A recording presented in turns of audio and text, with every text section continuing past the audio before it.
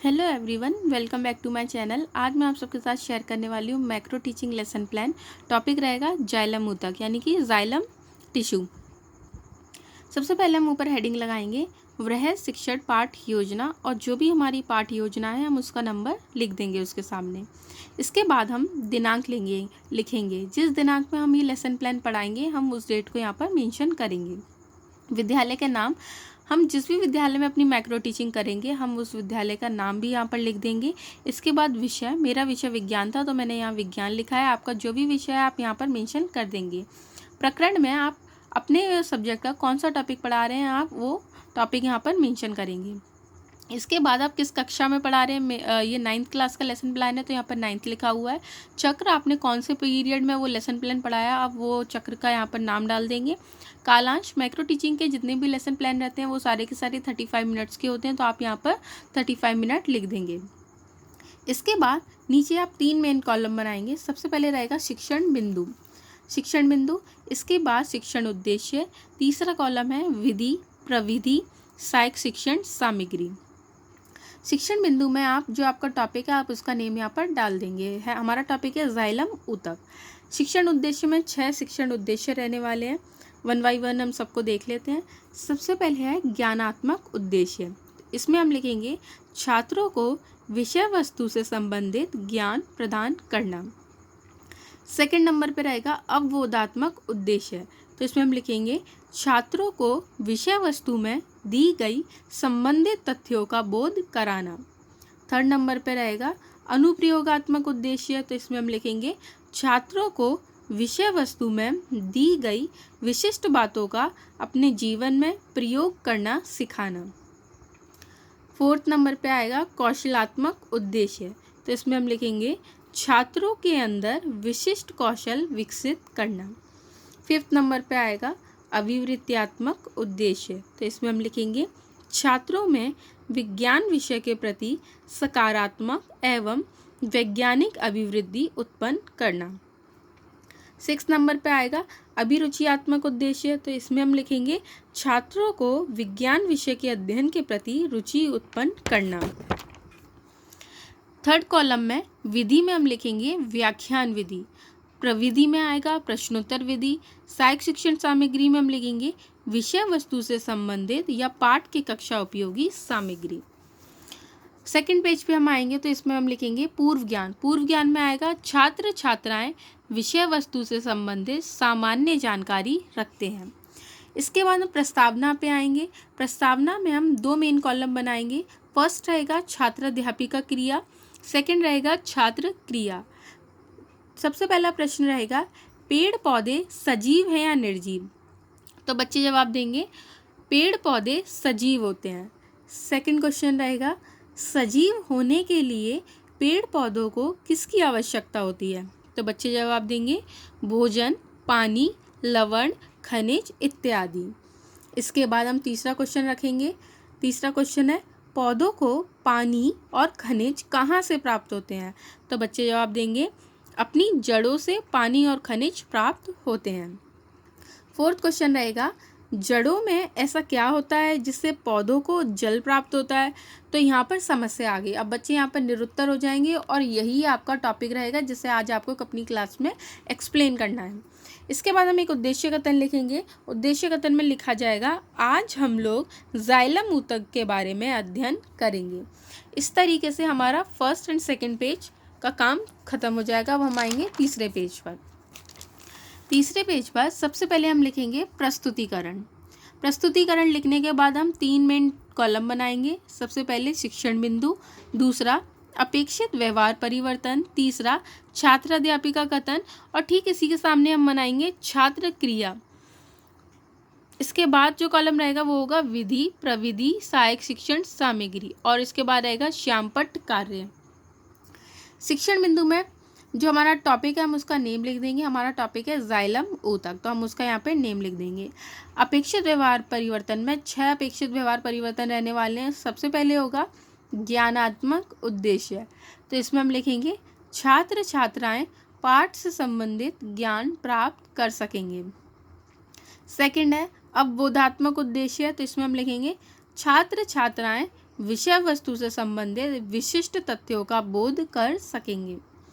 Third number पर रहेगा अनुप्रयोगात्मक उद्देश्य। तो इसमें हम लिखेंगे छात्र छात्राएं विषय वस्तु से संबंधित विशिष्ट ज्ञान का अपने जीवन में उपयोग कर सकेंगे। फोर्थ नंबर पे आएगा कौशलात्मक उद्देश्य। तो इसमें हम लिखेंगे छात्र छात्राओं ने विषय वस्तु के माध्यम से विशिष्ट कौशल विकसित कर सकेंगे। फिफ्थ नंबर पे रहेगा अभिवृत्त्यात्मक उद्देश्य। तो इसमें हम लिखेंगे छात्र छात्राओं में विज्ञान के प्रति सकारात्मक अभिवृत्ति उत्पन्न हो सकेगी। सिक्स नंबर पे रहेगा सिक्स्थ एंड लास्ट अभिरुचियात्मक उद्देश्य। तो इसमें लिखा जाएगा छात्र छात्राओं में विषय के प्रति अभिरुचि उत्पन्न हो सकेगी। इसके बाद आएगा छात्र अध्यापिका कथन और उसके ठीक सामने छात्र क्रिया। सबसे पहले हम कुछ विकासात्मक प्रश्न यहाँ पर रखेंगे। पहला प्रश्न, पेड़ पौधों में खाना किस में बनता है? तो बच्चे जवाब देंगे पेड़ पौधों में खाना पत्तियों में बनता है। दूसरा क्वेश्चन रहेगा जाइलम ऊतक कितने प्रकार के होते हैं? तो यहाँ पे बच्चे निरुत्तर हो जाएंगे और आपको अब अपना छात्र अध्यापिका कथन देना है और बच्चों को इसके बारे में एक्सप्लेन करना है। छात्र अध्यापिका कथन आएगा, इसमें आप जाइलम ऊतक के बारे में समझाएंगे और 10 से 15 लाइन, 20 से 25 लाइन, जितना आपको लगे कि अपना कंटेंट सफिशिएंट आप उतना यहाँ पर लिख सकते हैं और आपको बच्चों को उसे क्लास में एक्सप्लेन करना है। जब आप बच्चों से प्रश्न कर रहे होंगे तो उसके ठीक सामने आप लिख देंगे प्रश्नोत्तर विधि। और जब आप अपना छात्र अध्यापिका कथन लिख रहे होंगे तो इधर छात्र क्रिया में लिखा जाएगा छात्र छात्राएं ध्यानपूर्वक सुनेंगे। इसके बाद विधि प्रवृत्ति और सहायक शिक्षण सामग्री में आप एक सहायक शिक्षण सामग्री की एक मिनिएचर फॉर्म यहाँ पर लगाएंगे और उसके अंदर आप बच्चों को जाइलम से रिलेटेड जो भी आपको लगे आप पिक्चर बना सकते हैं। यहाँ पर मैंने ट्रांसपोर्ट इन जाइलम दिखाया है कि किस तरीके से जो जाइलम में वाटर फ्लो होता है या खनिज का फ्लो है वो किस तरीके से यहाँ पे यूनी डायरेक्शनल होता है। बच्चों को वाटर मिनरल अलग अलग कलर पेन से शो किए हैं तो आप वही कर सकते हैं। ट्रांसपोर्ट इन जाइलम, आप जाइलम के बारे में यहाँ पर एक पिक्चर बना सकते हैं और जाइलम के बारे में आपको जो भी सही लगे आप यहाँ पर एक सहायक शिक्षण सामग्री में बना सकते हैं। इसके बाद श्यामपट्ट कार्य आएगा। श्यामपट्ट कार्य बेसिकली वही होता है जब बच्चों को आप क्लास में कोई भी टॉपिक एक्सप्लेन कर रहे हैं, एक्सप्लेन करने के साथ साथ कुछ इंपॉर्टेंट पॉइंट होते हैं जो आपको लगता है कि बोर्ड पर लिखे जाने चाहिए, क्योंकि कुछ साइंस में ऐसे साइंटिफिक वर्ड्स होते हैं जो बच्चों के लिए एकदम नए होते हैं तो उसके लिए भी आपको बोर्ड का यूज़ करना पड़ता है। तो वो सारी चीज़ों के लिए आप बोर्ड पर जो भी काम करने वाले हैं वो एक श्यामपट्ट कार्य में आप यहाँ पर पेस्ट कर देंगे और ये आएगा श्यामपट्ट कार्य वाले कॉलम में। और जो TLM आएगा वो रहेगा आपका सहायक शिक्षण सामग्री वाले कॉलम में। इस तरीके से आपका 4th एंड 5th पेज का काम कंप्लीट हो जाएगा। इसके बाद लास्ट के 2 पेजेस पर आएंगे तो इधर हम वही जो हमारे मेन कॉलम रहेंगे, लेकिन जब हम ये अपना छात्र अध्यापिका कथन दे चुके होंगे तो इसके बाद बारी है अब बच्चों से बोधात्मक प्रश्न करने की। जो टॉपिक आपने बच्चों को क्लास में समझाया है अब आप उसी से रिलेटेड अब बच्चों से क्वेश्चन करेंगे। तो इधर आप 4 से 5 क्वेश्चन रख सकते हैं। तो पहला क्वेश्चन है जाइलम क्या होता है? तो छात्र क्रिया में आएगा जाइलम एक पेड़ पौधों में पाए जाने वाला ऊतक है। दूसरा क्वेश्चन जाइलम का क्या अर्थ है? तो बच्चे जवाब देंगे जाइलम पौधों तथा पेड़ों में जल तथा खनिज का परिवहन करता है। विधि प्रविधि सहायक शिक्षण सामग्री में आ जाएगा प्रश्नोत्तर विधि। इसके बाद पुनरावर्ती कार्य आएगा। पुनरावर्ती कार्य में बेसिकली आपने जितना भी बच्चों को पढ़ा है उसका एक क्विक रिवीजन होता है। तो इसमें आप ट्रू फॉल्स रख सकते हैं, मैच द फॉलोइंग रख सकते हैं, फिलिंग इन द ब्लैंक्स रख सकते हैं और शॉर्ट आंसर टाइप क्वेश्चंस रख सकते हैं। तो इसमें मैंने सत्य और असत्य रखे हैं, यानी कि ट्रू फॉल्स। 2 कॉलम बनाएंगे आप। एक पहला रहेगा छात्र अध्यापिका क्रिया, दूसरा छात्र क्रिया। पहला क्वेश्चन है जाइलम यांत्रिक शक्ति प्रदान करता है, तो इसका आंसर आएगा असत्य। दूसरा जाइलम प्राय मृत ऊतक है, तो इसका आंसर आएगा सत्य।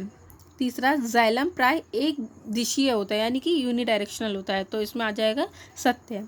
डी जाइलम पेड़ पौधों में भोजन का परिवहन करता है, तो यह सत्य हो जाएगा क्योंकि जाइलम का काम है पेड़ पौधों में पानी और जल और खनिज का एक्सपोर्ट करना।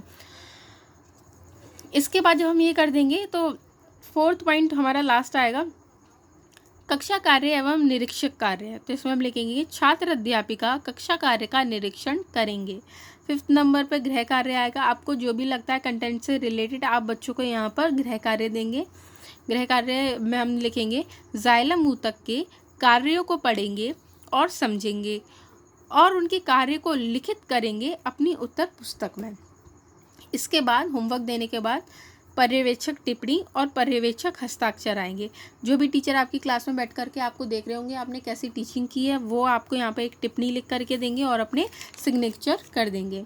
इस तरीके से हमारा लेसन प्लान फॉर जाइलम ऊतक फिनिश हो जाएगा। Thank you.